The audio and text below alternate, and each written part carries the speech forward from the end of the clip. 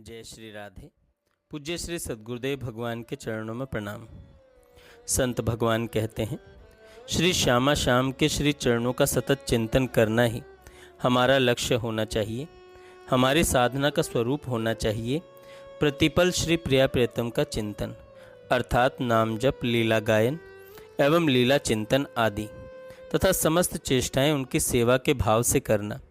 केवल एकमात्र श्री प्रिया प्रियतम ही मेरे हैं और जो मेरे हैं उन्हीं में चित्त लगाना ही हमारी विश्राम भूमि है। जैसे लोभी व्यक्ति धन कमाने में रात दिन व्यस्त रहता है, उपासक को भी इसी प्रकार भजन में लगना चाहिए। केवल भक्ति संबंधी बाहरी क्रियाओं से माया पर विजय नहीं प्राप्त की जा सकती। अगर आप अंदर से विचार नहीं कर रहे, चिंतन नहीं कर रहे, अंदर आप विवेकशील नहीं हैं, तो आपका विश्राम स्थल विषय भोग ही होंगे। और जिसका विश्राम स्थल देह भाव और विषय है, तो वह कितनी देर माया के सामने टिकेगा। एक दिन उसे भ्रष्ट होना पड़ेगा।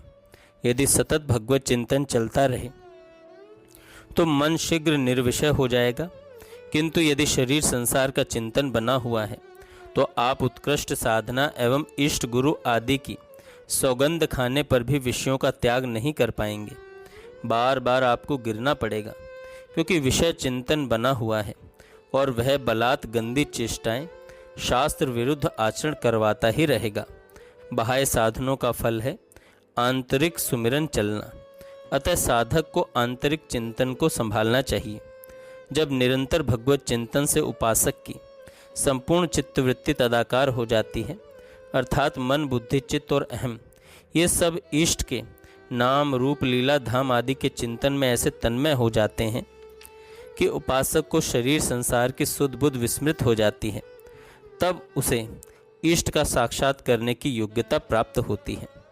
भगवत स्मृति छूटने से बड़ी कोई हानि नहीं, इससे बड़ी कोई विपत्ति नहीं। अर्थात अपने प्रियतम का विस्मरण करना ये सबसे बड़ी हानि है, और अपने इष्ट की अखंड स्मृति होने से बढ़कर कोई लाभ नहीं। जिसके हृदय में अखंड भगवत स्मृति चलती है, मद भक्ति युक्तो भुवनम पुनाति, वह स्वयं पवित्र होता है और समस्त लोगों को भी पवित्र कर देता है। इसलिए सदैव भगवत स्मृति परायण रहना चाहिए। जो मधुर मधुर श्री आराध्य देव का स्मरण करता रहता है, चाहे वो नाम स्मरण करे, मंत्र स्मरण करे, रूप स्मरण करे, लीला स्मरण करे या फिर धाम का स्मरण करे, तो प्रेमामृत रस उसके हृदय में बहने लगता है।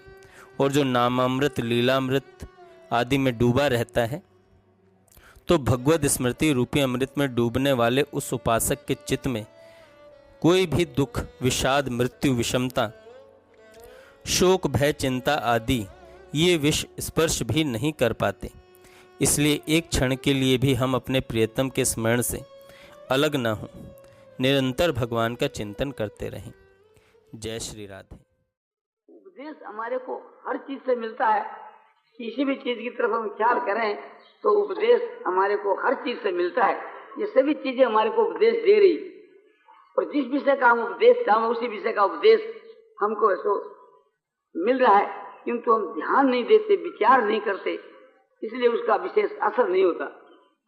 जैसे ये जो हमारी चद्र है, इससे हर एक प्रकार का उपदेश हम ग्रहण कर सकते हैं। संकेत से ये चद्र हमारे को बतला रही है। यदि कहो कि ये चद्र जो है शरण के विषय में, शरणागति के विषय में क्या उपदेश देती है? बोलो देती है। बोलो कैसे?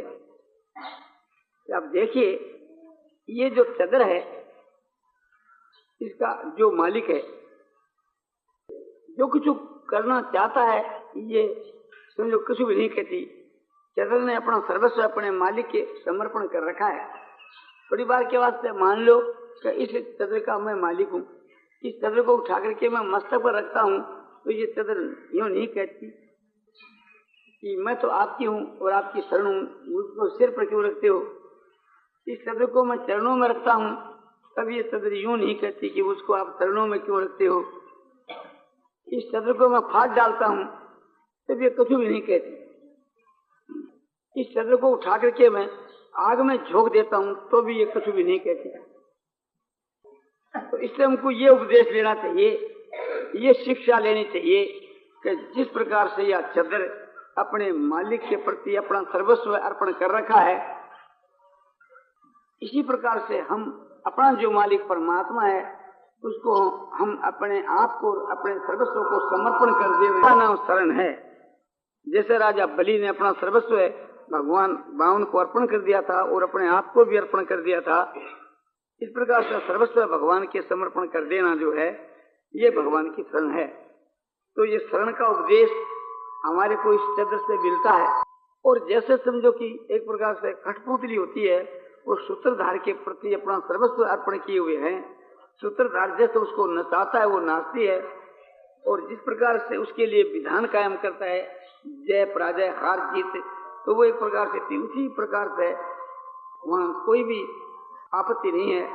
कहो कि वो तो जड़ है, बोलो हम चेतन होकर मैंने क्या किया, बल्कि हम चेतन है तो और उससे हमारे में विशेषता होनी चाहिए। जैसे अर्जुन ने समझो कि भगवान के प्रति अपने आप को अर्पण कर दिया था और अपने रथ को अर्पण कर दिया था, और घोड़ों को, रथ को, घोड़ों की भागदौड़ को सब भगवान के अर्पण कर दिया था, और भगवान जिस प्रकार से थी चलाते थे वैसे ये चलते थे।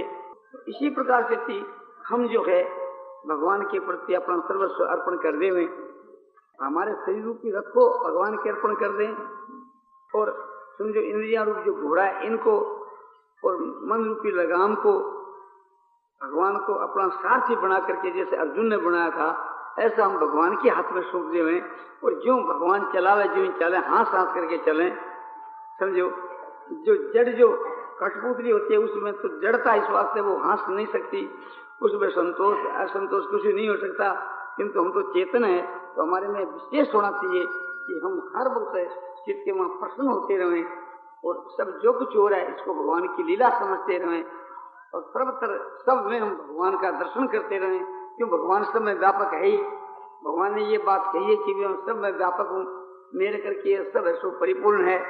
इस प्रकार समझ करके कि भगवान का सब में दर्शन करके हम खुश हों, और जो कुछ हो रहा है सब भगवान की मर्जी से हो रहा है, या भगवान की लीला मान करके हम खुश हों, तो हमारा बहुत ही शीघ्र कल्याण हो सकता है।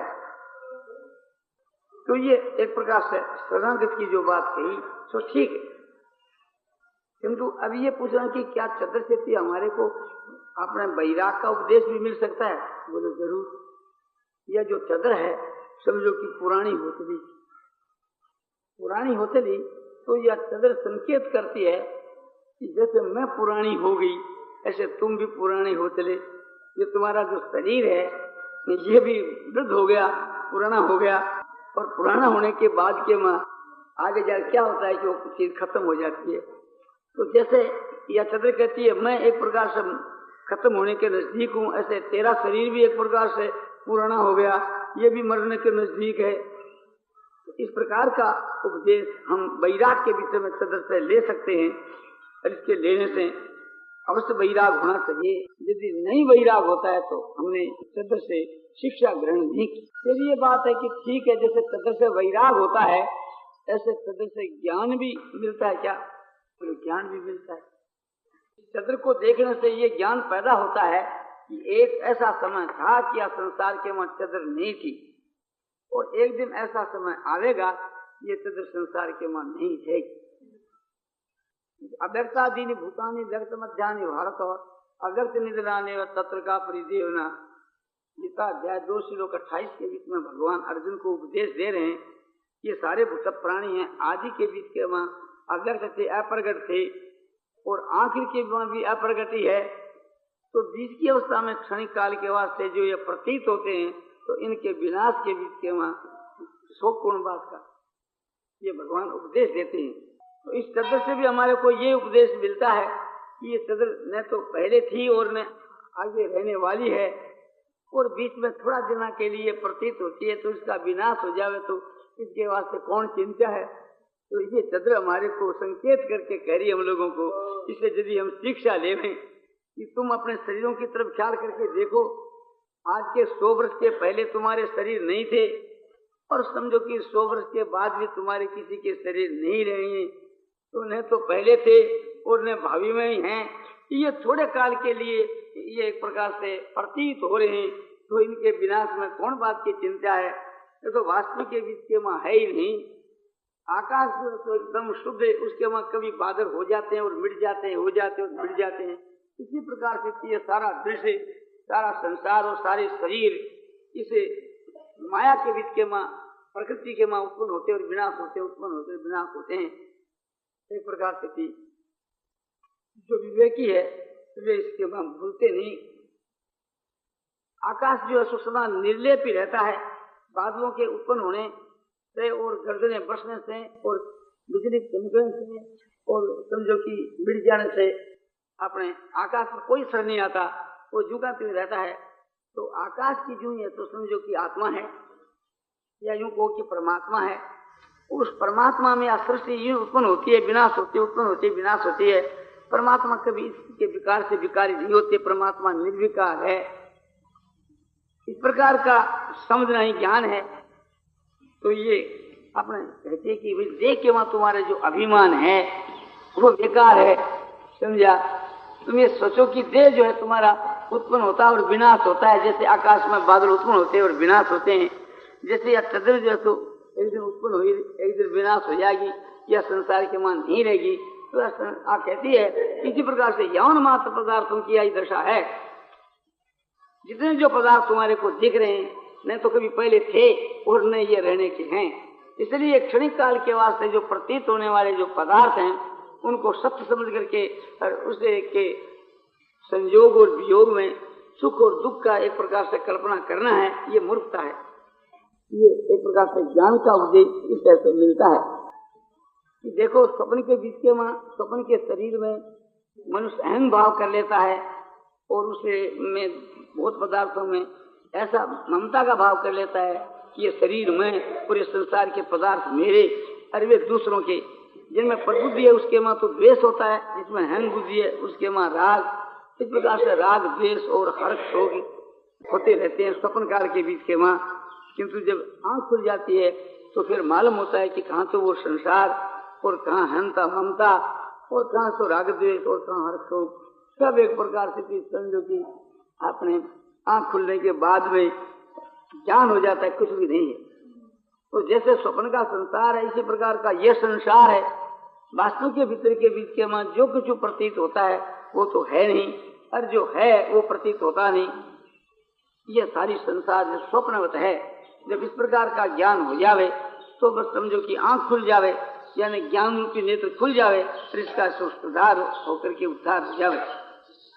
तो ये बात भी हमारे को इस चद्र से मिलती है। और चद्र से हम लोगों को विचार करके देखें तो समझो कि कर्तव्य का उपदेश भी मिलता है, कर्म का उपदेश भी। कर्म का उपदेश कैसे, या चद्र जो है सो अपने निष्काम कर्म योग का उपदेश भी देती है। निष्काम कर्म योग का उपदेश चद्र से कैसे मिले, ये बोलती तो नहीं, तो एक प्रकार से संकेत से समझना पड़ता है। इस चद्र को देखने से थी स्वाभाविक ये ज्ञान होता है ये कौन काम की चीज है। तो देखने से आता है कि ओढ़ने की चीज है, और दूसरी बात के बिछाने की चीज है, बिछा भी सकता है, और बोले चाहे तो इसका कोई कपड़ा भी सीमा सकता है। त्वचा जो है चमड़ी, इसकी रक्षा के काम की चीज है, और कोई काम की चीज नहीं। खाली इससे शरीर की रक्षा हो सकती है, समय के अनुसार शरीर की रक्षा हो सकती है। हमारी जो त्वचा जो इंद्रिय है, चमड़ी जो है, उसके ये मदद करती है। बहुत बलोटों का काम की चीज नहीं, ये कोई खाने की चीज नहीं। कोई एक इसको खा नहीं सकता। यदि कोई पशु खावे तो हम लोग हंसते हैं कि देखो ये पशु है, सो गाय है, सो मूर्ख है, ये खाने की चीज थोड़ी। ये कोई सूंघने की चीज भी नहीं कि इसमें कोई गंध आती हो, इसमें कोई शब्द भी सुनाई नहीं देता कि जो हम कान के लगाकर इसमें कोई शब्द ऐसा सुने। तो न तो ये कर्मेंद्री का विषय है, न कोई नासिका इंद्री का विषय है, न कोई जीवा इंद्री का विषय है, और न कोई नेत्र का विषय है। ये तो केवल समझो की त्वचा का विषय है, और कोई काम की चीज ये नहीं है। तो ये चंद्र कहते हैं कि जिस प्रकार से मेरे विषय में इतना सूक्ष्म विचार किया, ऐसा तुम अपने शरीर के विषय में भी सूक्ष्म विचारो कि ये जो तुम्हारा शरीर और इसके मां जो इंद्रियां और मन बुद्धि, इसमें तुम बैठे हो, तो एक प्रकार से ये क्यों नहीं विचार करते, जैसे चंद्र को देख करके ये विचार किया कि चंद्र कौन काम की चीज है, ऐसे तुम्हारा जो शरीर है कौन काम की चीज है, इस पर भी थोड़ा विचार करके देखो। ये तुम्हारा जो शरीर है, तुम मर जाओगे, इसकी खाक हो जाएगी, तो न इसकी वो खाक किसी के काम आवेगी, न जड़ी हुई हड्डियां भी किसी के काम आवेगी।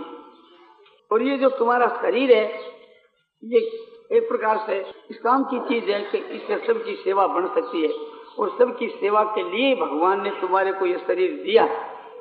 और ऐसे शरीर को पाकर के ठीक इसका उपयोग नहीं करोगे तो समझो कि तुम अपने कर्तव्य से गिरोगे और इसका नतीजा खराब होगा।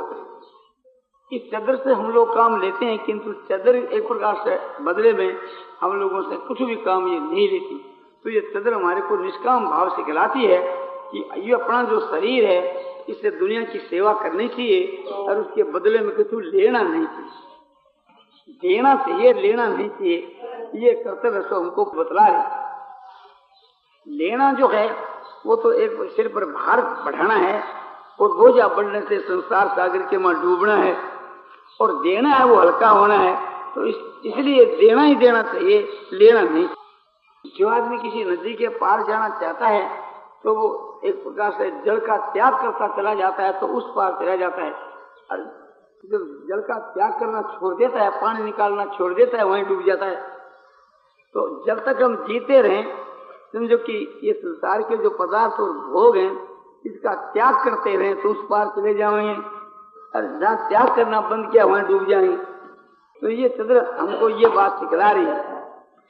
चंद्र ये बात बतला रही है कि चंद्र कहती है कि मैं देती हूँ सबको आराम, किंतु मैं बदले में किसे लेती नहीं। तो ये बात तुम सीख लो कि तुम दो और ले मत। तो चंद्र तो कहती है कि मैं एक अंश मात्र का सुख पहुंचा सकती हूँ, कवचा को सुख पहुंचा सकती हूँ, और कान को और नासिका को, जीवा को मैं कुछ नहीं पहुंचा सकती। और तुम तो मनुष्य हो, तुम सब कुछ कर सकते हो। हम पशु को देखते हैं, गधे को देखते हैं, देखकर यही ज्ञान होता है कि ये भार ढोने वाला पशु है। हम गधे से वेद पढ़ना चाहें या वेद पढ़ाना चाहें तो काम नहीं हो सकता। हम कहें कि गधे से कि भी आज तुम एक प्रकार से थी, हमारे पिता का श्राद्ध है, तुम अपने थोड़ा श्राद्ध के काम में मदद कर दो, समझा, या फूल पत्ती जुटा दो, या एक प्रकार से तुम अपने वेद का पाठ ही कर दो, तर्पण ही हमको सुना दो। तो ये लोग कहेंगे अच्छा मूर्ख है, वो काम गधा नहीं कर सकता, वो तो बोझा ढो सकता।